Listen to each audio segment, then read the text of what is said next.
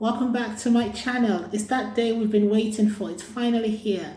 Congratulations if you waited patiently like I have. You can now apply for your health and care worker visa 2022. So the code we've been waiting for, 6145, remember? It's now here. It's live.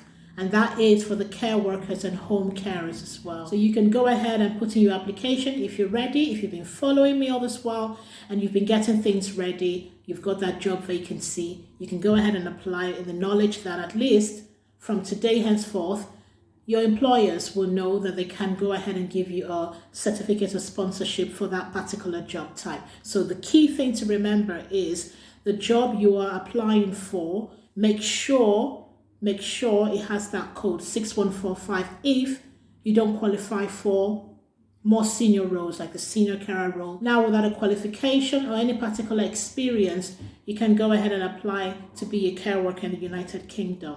So go to the gov.uk website. I'll leave the address down below and check for the ONS coding tool. Remember, we're doing counseling and I told you the code to look out for. Watch my previous episodes. It will help you a lot. It will guide you. Have a look. Start from the beginning. And you'll see everything. You can follow the journey. For those of you who are still asking, what's even going on? People are talking about this new visa. What is it all about? Go right back to the first episode and watch through. They're all there and information is there for you. And of course, if you don't have enough information, we can still chat some more. Come and join me on the Facebook group. I'll leave the details here as well. And just drop me a line. Okay? I hope you're excited. I'm excited. So just remember that when you're applying for this, there are other requirements. Okay, it's not just getting the job. The main thing is getting the job. Without the job, there's no visa, is there? So you have to get the job. Make sure that your employer can issue you with a certificate of sponsorship. Okay? And remember all the little things that we've been talking about, the minor details. Yeah. So do recall that there must be an approved organization. It's either the NHS or those who supply services to the NHS or those who supply adult and social care services. So the care homes, for example. And make sure that they are definitely certified to do this. You can check all this in the UK government website, the gov.uk. It's all there. So make sure your employer can also give you a job that will pay you at least a minimum salary of 20,480. I keep repeating it, I keep drumming it in because it's really important. You don't want to miss a detail like that. You don't. So the job vacancy has to be able to pay you at least that amount. Okay? So make sure you go in and you get all those things. But all the other requirements, all the additional documents, have a look. We'll talk about a checklist. I'll do you a thorough checklist and pull everything together because there are things for the job, there are things for the visa, they're all over the place. So we'll try and pull them all in. So the website details for you the documents you need. And of course, the first one, like I said, is certificate of sponsorship. And so that will be the most important one. They will give you a reference number. You will get a reference number on that one, which you're going to use to impute for your application, the visa application. You have to make sure that when you get that certificate of sponsorship, that you apply within 3 months of getting it. 3 months of getting that certificate of sponsorship, you need to put in your application for your visa. So make sure you have everything else around it ready. Do you remember when I said to you, you had time, just start getting everything else ready. But the key one is a COS. And you have to make sure that you have got your job. So get that interview sorted. Get a job offer from a certified organization. And you're good to go. The salary is at least 20,480. And for those of you that you might be fortunate enough, your sponsor can actually cover your maintenance, your support maintenance amount. Remember yesterday's episode, I mentioned to you about you being the main applicant and needing £1,270 in your account sitting for at least 28 days. Yes, remember this? All right. And then just have a look at yesterday's episode and you see detail there, how much your spouse needs or your partner and how much the children need as well. So financial, remember? And of course, if your employer can sponsor you, you don't need to meet that. Okay. You certify maintenance section and say that they can provide that amount for you.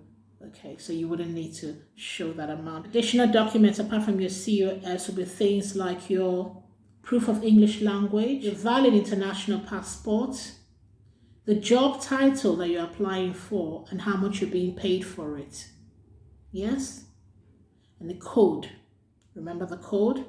Yes, that's 6145. You should be able to say. Except, of course, you're applying as a senior carer. Yours will be 6146, if I remember correctly. And, of course, the nurses, they have their own code. Doctors have their own code. But for us here, the health and care worker visa, yours is 615. And I am really happy to see that. I went and checked today. As soon as I could, I checked and I saw it. I said, yes. So it's live. 6145 is the code you're looking for. So as much as possible, make sure you get a copy of your certificate from your employer when you get the job. Get the job. The main thing is getting the job. And then you have to make sure that you have that reference number to input in your application.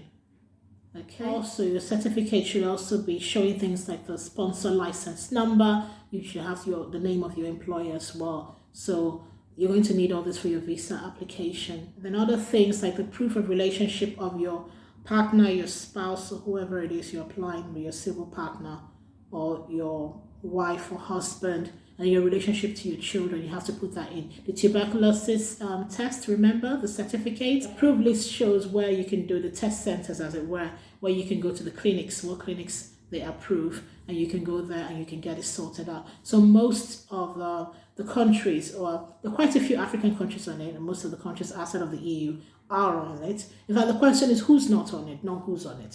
So if you're going to ask me, oh, are we on the list? Take it from me, most of them you're on the list. So Ghana, Gambia, South Africa, Sierra Leone, Nigeria, you're there, you're on the list. So start thinking about that. Check the list, go to the website, check for the approved test clinics, and then get that one sorted out. And don't also forget about the criminal record check as well. All right, you're going to have to do that. So prepare for that one. You need to do your police clearance form in your country. And that, I think that form also has a lifespan. I believe it might be 6 months. So do those marks. So there are little things to do on the side. And then there's the main thing, which is obviously getting the job. But as much as possible, don't get caught out with not showing your proof of funds. You have to make sure these little things, having to keep it for a certain period of time, your bank statement, please remember to have your phone sitting and waiting for when it's required. Okay, you're going to do visa fees. You're going to do some tests. Obviously, your COVID vaccination. We have almost forgotten that one because most of the employers actually do ask for that one. So your COVID-19 vaccination, the 2 jabs, first and then second. Remember I told you, first jab, 8 weeks later, the next jab. So timeline. You're going to have to be organized on this one. It's a strategy, yeah? You've got to think about it. So just do your notes, do your table. You know how you work best. And try and put the timeline for all these things and try and match them. Which do I do first? Which is going to take this duration? For example, the COVID-19 vaccination I talked about, you need 8 weeks in between first and second jab anyway. So 8 weeks, what are you going to do in that period of time? Okay? So when you come to apply, nothing is holding you back. I do wish you the very best. And do come and join us on the Facebook group. It's live now. It's open. We're going to chat some more. In all honesty, I'll be putting out even more there than I would be doing here. So, and of course, it will be interactive. So when you're coming, I hope you intend to have conversations with us because that will be one of the requirements to stay with us on that chat. So we expect to hear from you, share your stories, learn from other people, tell us all about it, and then we will also share what we have for you. So hurry up, join us on the Facebook group. Okay, I'll leave the link below. And invite like-minded people, invite friends and family that are interested in this. You might not need this, but somebody you know does, so share it, okay? And go back and look at the other videos. And I'll see you on the next one.